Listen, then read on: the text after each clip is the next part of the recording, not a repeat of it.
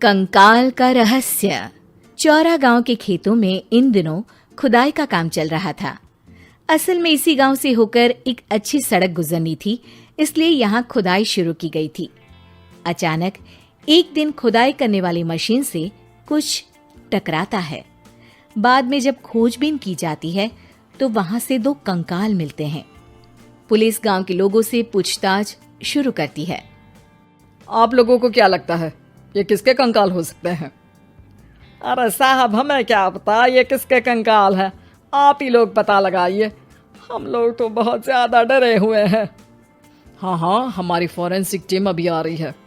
ये बताओ कि इस गांव के रहने वाला कोई जोड़ा गायब तो नहीं ना? क्योंकि शुरुआती जांच में तो ये बात सामने आ रही है कि एक कंकाल किसी पुरुष का है तो एक किसी महिला का। साहब, हमें तो बहुत डर लग रहा है। ऐसे कंकाल मिलने का मतलब गांव के आसपास ही किसी की हत्या हुई है या फिर किसी को जलाकर मार डाला गया है। हाँ साहब, हम अपने परिवार को लेकर बहुत ही ज्यादा परेशान हैं।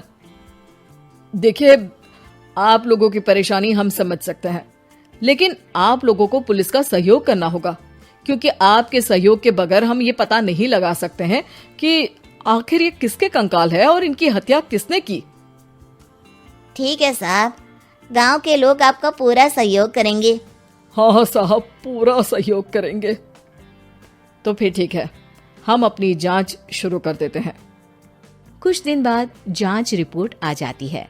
पता चलता है कि ये कंकाल करीब 20 साल पुराने हैं, यानी 20 साल पहले किसी जोड़े की हत्या कर शव को यहाँ पर दबा दिया गया था। इंस्पेक्टर राघव, ये बताओ कि 20 साल पहले की मर्डर मिस्ट्री क्या आप सुलझ सकती है? हाँ सर, क्यों नहीं, लेकिन अब सबूत और गवाह काफी मिट गए होंगे। मुश्किल तो होगी, लेकिन शायद किसी परिवार को इंसाफ मिल सके। इंस्पेक्टर राघव, आप बिल्कुल सही कह रहे हैं। किसी परिवार को तो इंसाफ मिलेगा ही और किसी को उसके किए की सजा भी मिलेगी। जी सर, मैंने तो जांच शुरू भी कर दी है। 20 साल पहले इस गांव के 2 जोड़े अचानक कहीं गायब हो गए थे। मैंने दोनों ही परिवारों के बाकी के सदस्यों से बातचीत शुरू की तो उन्होंने बताया कि उनके बच्चे शहर गए थे, लेकिन आज तक वापस नहीं लौटे हैं। लेकिन ये दोनों शव किस परिवार के सदस्यों के हैं, ये कैसे पता चल सकेगा? सर, मैंने डीएनए टेस्ट करवा लिया है। आज शाम तक इसकी रिपोर्ट भी आ जाएगी। अच्छा, ठीक है।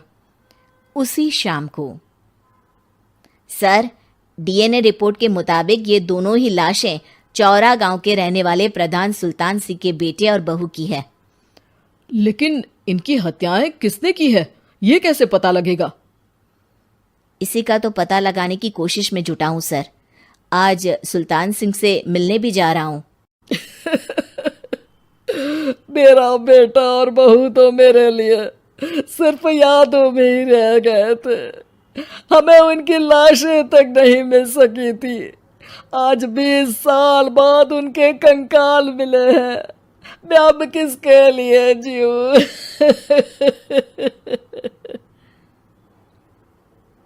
लेकिन सर, क्या आपकी किसी से कोई दुश्मनी थी? अपने बेटे बहू की हत्या के लिए आप किसे जिम्मेदार मान रहे हैं? अब मैं किसका नाम बोलूं? मेरी तो किसी से दुश्मनी नहीं थी, बस मेरे बेटे बहू को कोई वापस ला पाता।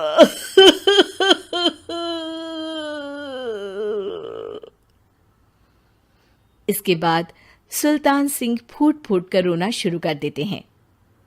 सर, अब आप इनका अंतिम संस्कार करवा सकते हैं। कम से कम इनका शरीर ना सही, इनका कंकाल तो आपको मिला है। लेकिन हाँ, अगर आपको कुछ भी याद आए तो जरूर बताइएगा। मेरी तो बेटा अब उम्र हो गई है, लेकिन मेरे बेटे और बहू के हत्यारों का जरूर पता लगाइएगा, क्योंकि जब तक हत्यारे पकड़े नहीं जाएंगे मेरा मन नहीं मानेगा। सर, हमारी पूरी कोशिश रहेगी हत्यारे को पकड़ने की। लेकिन एक बात बताइए, उस वक्त आपको किस पर शक गया था? उस वक्त मेरे एक ड्राइवर को पकड़ा गया था, लेकिन सबूतों के अभाव में उसे छोड़ दिया गया था। अच्छा, और ड्राइवर पर कैसे शक हुआ था? क्योंकि उस दिन ड्राइवर छुट्टी पर था। उस समय लेकिन लाश क्यों नहीं मिल सकी थी?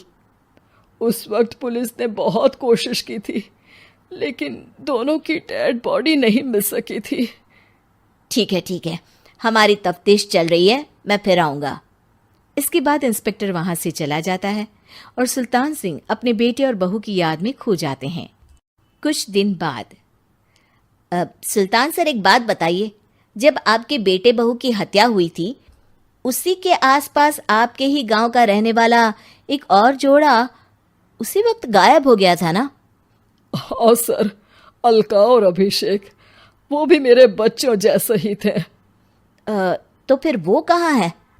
उनका भी आज तक पता नहीं चल सका, लेकिन बताते हैं कि कुछ साल पहले अभिषेक को गांव के ही किसी आदमी ने मुंबई में देखा था, लेकिन फिर वो गायब हो गया। यानी अभिषेक और अलका की हत्या नहीं हुई थी, बल्कि उन्होंने किसी वजह से खुद ही गांव छोड़ दिया था। हाँ, हो सकता है, क्योंकि अभिषेक मेरे बेटे संतोष का अच्छा दोस्त था और उसका मेरे घर भी आना जाना लगा रहता था। हो सकता है कि उसने मेरे बेटे और बहू के बारे में सुन लिया हो और ये गांव छोड़ दिया हो सकता है। उनके परिवार का कोई अब नहीं रहता क्या इस गांव में? अब तो कोई नहीं रहता।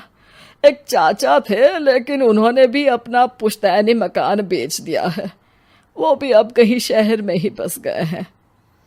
ओह, अभिषेक और अलका के बारे में भी पता लगाना होगा। हो सकता है कि वही इस हत्या के बारे में कुछ बता सके। हो तो सकता है, लेकिन वो बेचारे तो खुद ही वक्त के मारे थे, वो क्या बताएंगे। फिर भी सर, जब केस दोबारा खुला है तो जांच तो करनी ही पड़ेगी, और इस बार तो लाशें भी बरामद हुई है। कुछ दिन तक लगातार तफ्तीश चलती रही। एक दिन थाने से सुल्तान सिंह को फोन आता है। हाँ, कौन बोल रहा है? सर, मैं कांस्टेबल तुलाराम बोल रहा हूँ थाने से। आपको थाने आना पड़ेगा। थाने? लेकिन क्यों? सर, किसी की पहचान करवानी है।